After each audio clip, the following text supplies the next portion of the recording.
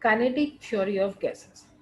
As we know this thing from the physics, we have learned this thing in physics in ninth class that any moving object possesses some kinetic energy, right?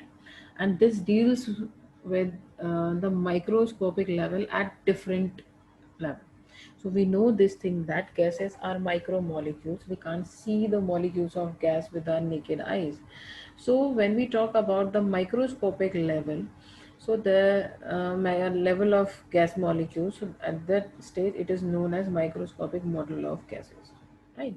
So we have learned so many things about the gas state, that why gases state exist. Okay, we know that gases can be compressed, they has high compressibility, they can occupy the entire room. So we know these things from the property of gases.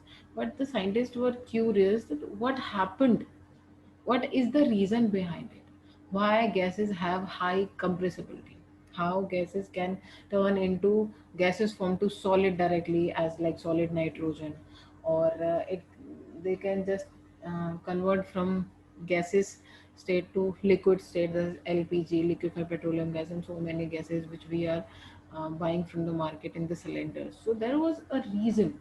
So scientists were curious to know about that what is the reason behind of the existence of these factors in the gaseous state. So there are so many postulates that deals with the atoms and molecules. Okay, and we know this thing that the atom and molecules of the gases can be seen, they are microscopic. Okay, we can see them only under the microscope. So and the properties of these atoms and molecules are quite difficult, quite different from the macroscopic. Okay, so that is why this is known as microscopic model of gases. So let's just continue with the postulates of the kinetic theory. Okay, kinetic molecular theory. In our previous chapter, many scientists explains us about orbitals, shells, everything about the atoms and molecules, but the MOT was the only theory who explains the things about on microscopic level. So same with this, on molecular level the things were explained by this KMT. The first postulate was the gases consist of large number of identical particles, atoms and molecules that are so small and so far apart on the average that the actual volume of the molecule is negligible and in comparison to the empty space between them. Means there is no force of attraction that exists between these molecules. These are the size of these molecules are very very small. Okay, so it feels like they are free to move anywhere. Means if you whenever we used to see that when we spray uh, something or some fragrance or room freshener at one corner of the room, and within 1 minute or within seconds we can feel that smell, we can smell that fragrance at the another end of that room. Why this thing happens? Because when we um, just press the button, so because of the pressure of diffusion, the gases molecules comes out of that hole and just spread everywhere because we are free to move. There is no force of attraction exists between the molecules. The size is quite small, that is why the weight is like negligible. So they can move, they are free to move in the space. So that is the reason that the gases and molecules can spread everywhere without any problem. Okay, so what is the reason of spreading? The force of attraction. Because there is no force of attraction that exists between the particles of gases at an ordinary temperature and pressure. This is NTP, normal temperature and pressure. And we know this thing that at normal temperature and pressure, gases molecules are free to move because we are not providing any STP, standard temperature and pressure, to just liquefy it, to solidify it, right? So at normal temperature the gaseous form can exist in their original form with the original condition, and the original condition is no force of attraction. The gaseous molecules are far apart from each other. Okay, next, particles of gases are always in constant and random motion. We know this thing that if anything is not bonded with anything, that means they are free to move. There is no force of attraction. There is nothing exist on that gaseous molecules that can stop its motion. So that is why they are free to move, and because of this there is a collision, which is gaseous particles are used to collide with each other. Okay, so they are in continuous motion, means it means that they possess kinetic energy. From physics we know this thing, that every moving object, whether it is microscopic object, whether it is macroscopic object, both contains kinetic energy, and when the object is in rest it contains potential energy. So we can say this thing that gaseous molecules contains a large amount of kinetic energy. That is why they used to move at normal temperature and pressure. Okay, but this condition changes on STP, standard temperature and pressure, when we give a fixed amount of temperature to that gas and a proper pressure to liquefy it or to change its state, right? Next, particles of the gas move in all possible directions in straight line. During their random motion, they collide with each other and with the walls of the container. The pressure is exerted by the gas as a result of collision of the particles with the walls of container. So we know this thing, that whenever we fill the gas in the balloon, what happens? It does not happen that gas particles just stick to the walls and just pushing out towards out. That is why the balloon fills. No, it happens because whenever we just put gas into a balloon forcefully, so the collision takes place. Gases particles like collide with each other as well as with the walls of the balloon. That is why the balloon expels. That is the reason it expels. Okay, so whenever the gases particles move in the atmosphere, they collide with each other, they transfer their energy. So in normal term we can say that the kinetic energy before collision and after collision will be same. Okay, for example, we used to, like, if I am playing carom board and if I am hitting the striker, right? So what happened, that before hitting, the striker was on rest, and after hitting it was also in rest. What happened in between? I just gave my kinetic energy to the striker and strike with the, like, bullets we have on the carom board, and just transfer this energy to it and just come in rest again. So the kinetic energy due before the collision and after the collision will be same. The molecule will move with their original kinetic energy or the movement at that temperature, particular temperature. But this collision varied. It varied when we change, just do change in temperature. When we increase the temperature, it means we are giving energy to the molecules, and simultaneously the kinetic energy of the molecule will increase. Got it? And what happened if the kinetic energy increase, if the movement increase, they start colliding with each other, and if they collide with each other, what happened? They transfer its energy. That is why the balloon burst whenever we just put that balloon, expel balloon, in exposure of sunlight.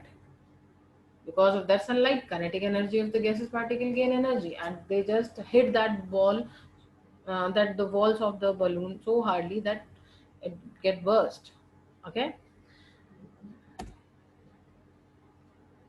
So next, collision of gas molecules are perfectly elastic. This is elastic. This thing I already told you right now, just right now. This means that the total energy of the molecules before and after collision will be same. The color means that kinetic energy that is gained by one molecule of gas, they just collide with the another molecules and transfers its energy to it, and then come into its original state. So it is elastic. The kinetic energy before collision and after collision will be same. So at any particular time, different particles of the gas have different speed and hence have different kinetic energy. So we know this thing, that at a particular time, any particular time, the different particle of gas have different speed and hence have different kinetic energy under specific condition, because temperature is special condition on which because of that the kinetic energy variant. Okay, it's just varied under temperature. So it is possible to show that though the individual speed are changing, the distribution of the speed remaining constant at a particular temperature. If a molecule has variable speed, then it must have variable kinetic energy. So molecules used to move with their constant speed, but whenever we see change in the speed, what happened? It means there is a change in the kinetic energy. This kinetic energy is varying. Okay, if we see variable kinetic energy, it means there is a variable speed also. So the speed and kinetic energy are both directly proportional to each other, they both are related to each other. Okay, so we know this thing that real gas and ideal gas, the behavior is different. Ideal gas, according to chemistry, is that gas that follow all the gases law, Boyle's law, Charles law, Gay-Lussac law, Dalton's atomic theory, and everything. Okay, so that gas is considered to be as ideal gas. As we learned this thing, PV is equal to nRT, pressure, volume, number of gas, R is that, and temperature is the constant for temperature.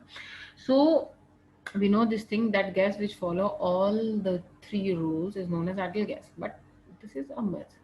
No gas is ideal gas, and this is proved by a graph. What happened? Whenever we just let's just learn this thing through a graph. So there is a graph that is between PV and this P. Whenever this when a gas just after putting in this condition, when a gas just move parallel to the x-axis, it means it shows ideal gas behavior. So this is the ideal gas behavior line. Okay, the gas which just move parallel to the principal axis, this it means that it's a follow ideal gas behavior. But when we see, for example, this is like hydrogen and some helium, this is like hydrogen or helium. Okay, and these two are like other gases. For example, this one is carbon monoxide and this is methane. So what happened? The PV value decreases after an increase in pressure, because when we are increasing the pressure, what happens? The value of PV decreases and reaches to the maximum value characteristics of gas. So after PV value start increasing, the curve then cross the line of ideal gas behavior, and after that shows the positive deviation continuously. It's just deviate from the ideal gas behavior and it's continuously showing the positive deviation. So it is thus found that the real gas does not follow the ideal gas equation perfectly under all the conditions. When whatever condition you are giving to the real gas, it does not follow the ideal gas condition. Means if it is hydrogen, this one is hydrogen, so it is deviating from this ideal gas behavior. So this is clearly stated that there is a like deviation in the ideal gas behavior. It does not follow it.